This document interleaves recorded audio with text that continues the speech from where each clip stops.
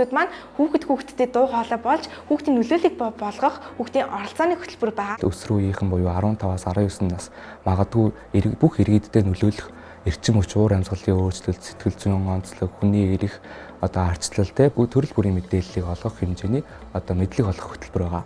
Монгол улс даяар зохион байгуулагдж байгаа нийт Монгол улсаас 500 гаруй ангиатай өгөөд тэндээс нийт 76 хүүхд шалгарсан. Хүүхдийн оролцооны байгууллагаас нийт 11 хүүхд урилгаар оролцож исэн. Тэгээ одоогор болохоор нийт 91 хүүхдтэйгээр хөтөлбөр маань ингээ үргэлжлэн явж байгаа. Өсвөр үеийнхний оролцоог дэмжих, тэдний дуу хоолойг олон нийтэд түгээх зорилгоор Монгол улсын их хурал, Нэгдсэн үндэсний байгууллагын хүүхдийн сан хамтран өсвөрийн парламент хөтөлбөрийг орон даяар 2021 оноос хэрэгжүүлж байна. Хөтөлбөрийн зүгээс 21 аймаг, 9 дүргээс тус хөтөлбөрт сонгогдсон сурагчдад уур амьсгалын өөрчлөлт, байгалаа хайрлаж хамгаалах болон парламентын боловсрал, хувь хүний хөгжил, эрүүл амьдралын дадал зуршлын талаар цогц сургалт мэдлэг мэдээллийг олгож буй юм. Мөн тус хөтөлбөрт оролцогчийн төлөөлөл, уур амьсгалын өөрчлөлтийн талаарх олон улсын чанартай томоохон хурал чуулгануудад Монголынхоо өсвөр үеийнхнийгээ төлөөлөн идэвх санаачлагтай оролцсон билээ. Хөтөлбөрийн зүгээс жил бүр тодорхой сэдвийг сонгож үйл ажиллагаагаа явуулдаг. Тэгвэл өсвөрийн парламент 2022 хөтөлбөрийн үндсэн сэдв нь яагаад эрчим хүч гэж вэ?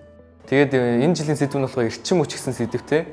Тэгээд энэ дээр нь болохоор ингээд эрчим хүч яаж үйлдвэрлэдэг, яаж хэмнэх ёстой, бидний амьдрал ямар үүрэг орёолтой юм гэдгийг зааж өгж байгаа. Манай Монгол бол ингээд гадаадаас эрчим хүчийг импортлж авдаг.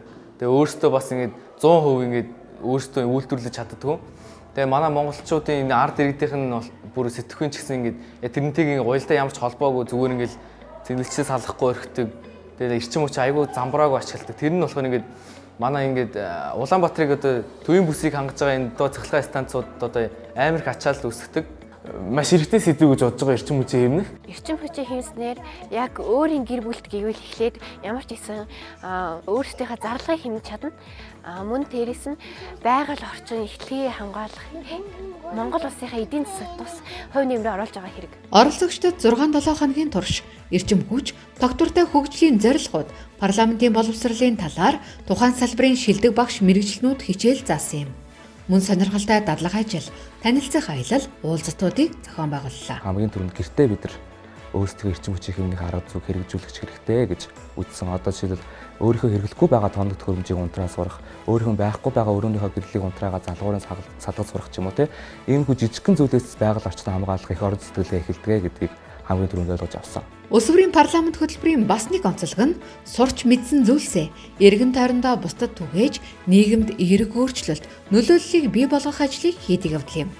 Энэ жилийн хувьд хүүхдүүд 29 багт хуваагдаж амьдардаг газар орон нутгийнхаа онцлогийг тусгаж эрчим хүч нөлөөллийн ажлаа өрнүүлжээ. Яг энэ цаг мөчид 21 аймаг 9 дүүрэгт эрчим хүч парламентын боловсрол гэсэн сэдвүүдээр сурсан мэдсэн зүйлээ бусад хүүхдүүдэд хуваалцаа явж байна. Тус нөлөөллийн ажилд хамрагдсан Ахлах ангийн сурагчид юу сурч мэдснээ бидэнтэй хуваалцсан юм.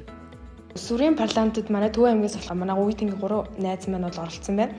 Тэгээд энэ эрчим хүчгээд нөлөөллийн ажлаас нь болохоор би эрчим хүч хідэн үе шат дамжиж бидэнд хүрдгүү мөн Монгол улс юунаас эрчим хүчээ гаргаж авдгүү, эрчим хүчээ хангаж дийлэхийг болсон үед яадгүй гэх мэтчлийн энгийн мэдээллийг бол авсан. Өсвөрийн парламент хөтөлбөр нь өсвөр үеийнхний нийгмийн оролцоог нэмэгдүүлж, тэдний багийн ажиллагаа нь ямар үр дүнд хүрч чадахыг харуулж буй нэг сайн жишээ болж байна. Зөвхөн Монгол төдийгүй дэлхийд дахин тулгамдж буй уур амьсгалын өөрчлөлтийн эсрэг хийж буй ажилд болон хүлэмжийнхийг бууруулахад хөтөлбөрийн оролцогч хүүхдүүдийн өрнүүлсэн нөлөөллийн ажил хувь нэмрээ оруулж тодорхой үр дүнд хүрч байгаагаараа онцлог юм а. Өсвөрийн парламентын хөтөлбөрт орж ирснээс эхлээд би яг ингээд миний ойр тойронд ямар юм эрчим хүчний асуудал байгаа гэдгийг ер нь нэлээдгүй ойлгож хэлсэн. Өсвөрийн парламентыг зохион байгуулж байгаа бүх байгууллагуудаа маш их баярлалаа гэж хэлмээр та бүхэн ингээд ирээдүйн хүүхдүүдэд маш том нөлөө үзүүлж байгаа шүү. За маш их баярлалаа.